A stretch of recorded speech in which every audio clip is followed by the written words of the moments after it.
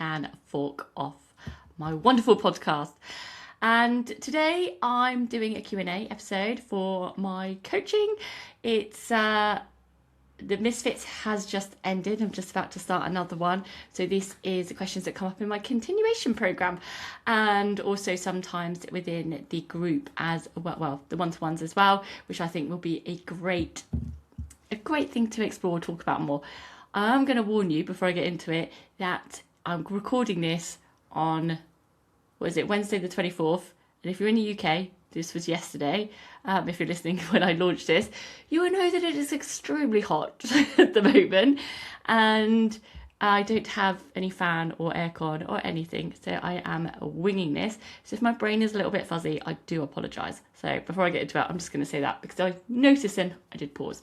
Anyway, so I like to cover as much as these questions that come up like within the group chat, within the group coaching, and also sometimes the one-to-ones as well. I think if they ask a question, I'm like, this is going to be a great one for the actual group. I like to talk about it on this podcast too.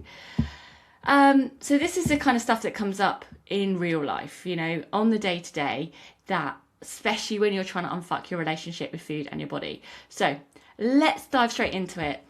First of all, I had this incredible message, and this is what I think this one's going to take up a bit of time, because it's someone, and I know that we all feel this way, someone in the group coaching.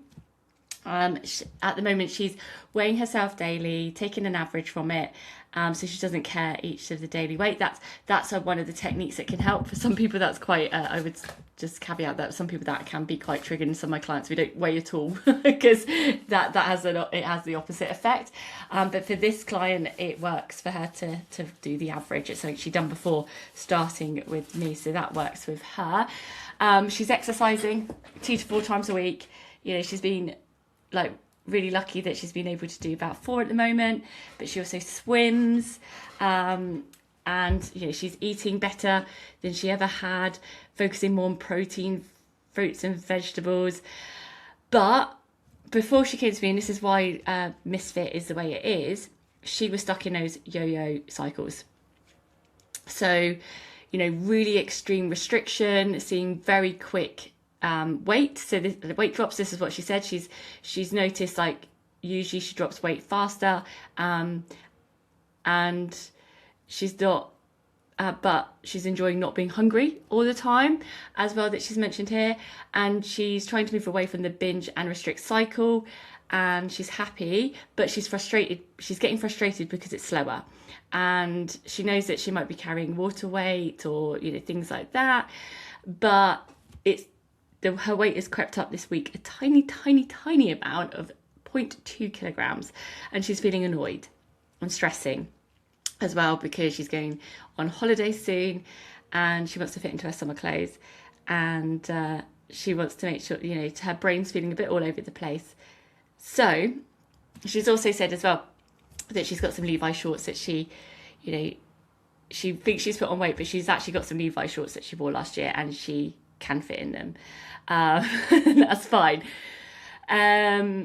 Even though she was a bit lighter last summer, this is where she's at. So I'm going to explain a bit more about what this is, because she's worried at the moment, which a lot of people are, and I thought this is why I'm going to explain it and talk to you who this is. I'm not going to say names, of course, but I'm going to explain to you, lovely, okay, why this is happening and what's going on and what to focus on.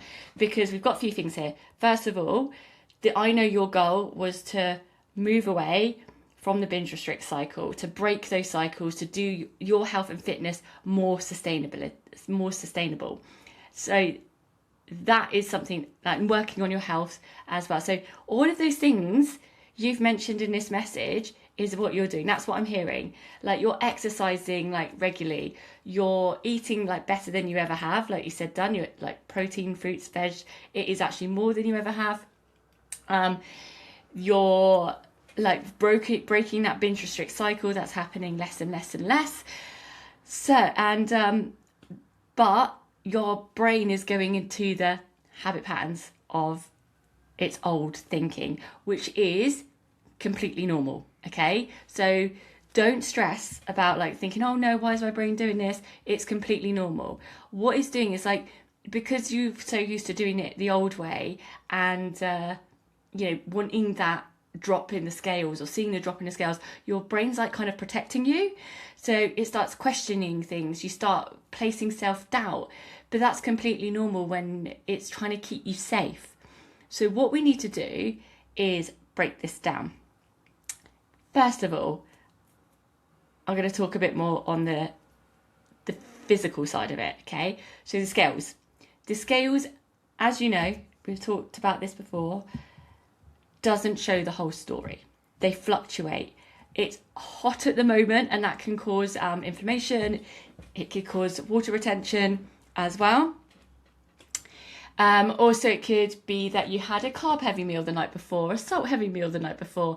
Maybe it's to do with your cycle as well. Obviously, some women during the time of the month, they can put on up to 2 kgs just in that week. So the scales don't tell you the whole picture, okay? They're just showing you one little tiny part of your fitness journey. And they don't play as big a part as you realise. So I've worked with a lot of women, obviously, across the years. And I've seen it time and time again. When we start working on people's health, their fitness, maybe going into strength training and changing your body composition, sometimes the scales don't actually move. But I've worked with clients where the scales haven't moved, but they've dropped down 2 dress sizes. So this is why I'm like, you don't rely on the scales. Focusing on like how your shorts are fitting, which they are, and trying to change that story in your head where the scales is the only measure of progress, because that's not correct. And if you keep just focusing on the scales and on the numbers, you'll always be in this trap of thinking, well, they haven't moved. And this is why I moved away from the scales a long time ago. And it happened to me. I used to be in that like kind of binge-restrict cycle. I used to be really bloated from it as well. Like, and I look back at photos and my face is all puffy, but I was like thinking I was healthy because I was like restricting in the week, but then I was eating a load of sweets on the weekend. And I started in strength training and things, and I actually weigh heavier now than I did back then, even though my body composition is totally different. And I went down a dress size, and but my scale weight, it went up a bit. Now, that can be a bit of a head fuck when you've been told by diet culture that you need to lose weight and the scale numbers matter. So it's changing that story, because what you need to focus on is what actually matters to you. Okay? It can be fitting in a certain dress size because that makes you feel good. But do it because it feels good, not because you're trying to meet a beauty standard, if that makes sense. But if you feel good in a certain size or feel good in a certain clothes, then that's all good. For health as well, I just put on that as well, for healthy reasons. So that's the first thing, is like try to move away from that story. The scales fluctuate. The scales don't tell the whole story. When you're changing your body composition, the scales don't show that. Because your body is made up of muscle, bone, fat, obviously. Then you've got water. There are organs. We've got so much like parts of us as well. And we need to remember that, like, right, okay, so muscle does weigh heavier than fat. So that's why if you're more muscular, there's sometimes the scales, or if you're putting on muscle, the scales don't move. But actually, your body composition is changing, so your dress size changes. And that's kind of where we're at with it. So that's the first thing. Don't use the scales as your only measure of progress, and think about what actually is it that you're working towards. Because if it's a number on the scale, you're always going to be stuck in this to and froing. You're always going to be stuck in this mindset of, I'll be happy when I reach that number on the scale. And if you're always looking for I'll be happy when, you're never going to be happy now. Okay? So the next thing, so we look at what actually matters. So health, breaking the binge cycle, feeling stronger, whatever it may be, think about actually what are the things that you want to work towards, that sustainability, that longevity, all those things. The last thing on this, which I think is the biggest thing on the mindset side, you need to distinguish what is fact and what is fiction. So your brain is going into a bit of a spiral, is going into, oh, well, the weight's gone up, so that must mean that I'm not going to fit into my shorts, or I'm not going to be able to do this. Is that true? Because what you've told me here, you can, you can't be bigger than last summer because you can fit into your shorts. Yeah, so that's the fact. The fact is you can fit in your shorts. The fact is that your body composition isn't getting bigger. Okay. So what is fiction? Your fiction is that, okay, I'm feeling like I'm bigger than I was last summer, but that's a story that you're telling yourself because the facts are telling you otherwise. So this is a really good thing to do, and we all do it, and I still do it now. It's like knowing what the fact and what the fiction is. What are the stories that you're making up in your head and what's actual facts? You can write it down. It's a great journal prompt as well. So when you're having a bit of a moment, and this can be with anything, it doesn't have to be just around weight gain, or it can be, I don't know, telling yourself you're not good enough, or telling yourself you can't do the thing, whatever it may be. Write down, like, what's the actual fact? The facts are that actually I did go to the gym, or the fact is I did do that scary thing ages ago and I can do it because I've done it before, whatever it may be. And what is the fiction? Well, that story I've just made up in my head because nothing like that has ever happened before, that kind of stuff. So look at like what your achievements are to support your facts, and look at what the stories that your brain is making up, and it's doing that to protect you because you're doing a scary thing, you're stepping out of your comfort zone, and that's why it's trying to bring you back.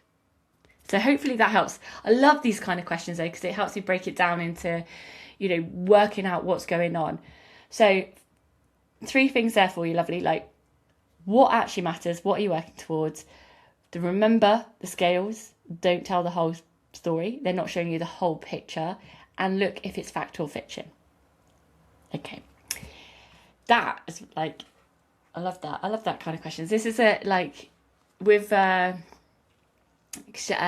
this client is on the group coaching. So like these kind of questions we dive into on this. But one-to-one, I do dive into this exact thing very deeper on one-to-one calls, which I absolutely love doing. But hopefully this helps through the group.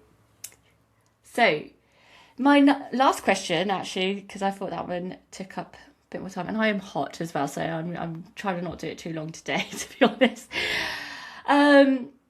How to stay calm in the chaos. Now, I think this is another great question. This is actually from one of my one-to-one clients, that when you're busy, and summer can be busy, got things a bit out of routine. There's the holidays coming up, there's festivals, there's events, there's like going on vacation or holiday as well.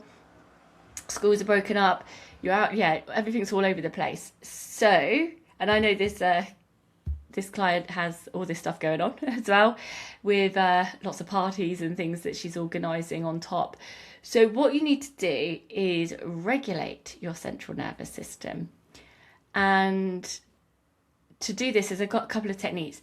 Now, obviously, you are running around, you're chaotic. The last thing you need to do is someone to tell you to do like a 45-minute meditation every single day, because that's not realistic with your schedule, and I know that. So, regular check-ins. My regular self-check-in technique. Now I know we've talked about this before. So the